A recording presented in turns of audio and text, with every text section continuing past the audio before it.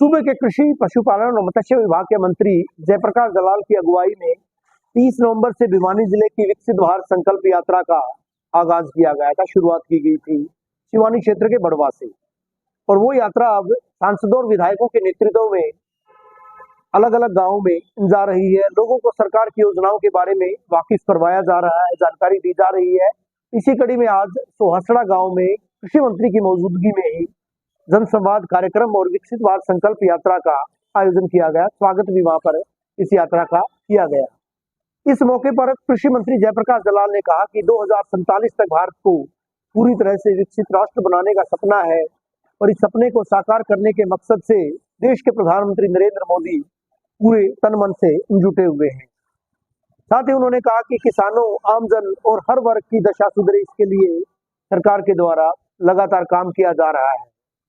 जनसंवाद कार्यक्रम आज आयोजित किया गया था और इसके साथ साथ विभिन्न विभागों की स्टॉल भी लगाई गई थी, ताकि जो आमजन की समस्याएं हैं उनका निस्तारण किया जा सके, उनका निवारण किया जा सके। साथ ही साथ कृषि मंत्री ने ये भी घोषणा की कि अब 100 रुपए प्रति एकड़ की दर से किसानों के खेतों में नैनो यूरिया का छिड़काव करवाया जाएगा।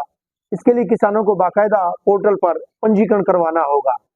हालांकि लगातार पहले भी किसान हितैषी होने की बातें कही जा रही, दावे किए जा रहे हैं, और एक बार फिर से किसानों को यूरिया के छिड़काव की जिस तरह से सौगात दी जा रही है, मात्र 100 रुपए प्रति एकड़ के दर से, उससे किसानों को फायदा होगा, इस तरह के दावे प्रदेश के कृषि पशुपालन मत्स्य विभाग के मंत्री जेपी दलाल के द्वारा किए जा रहे हैं।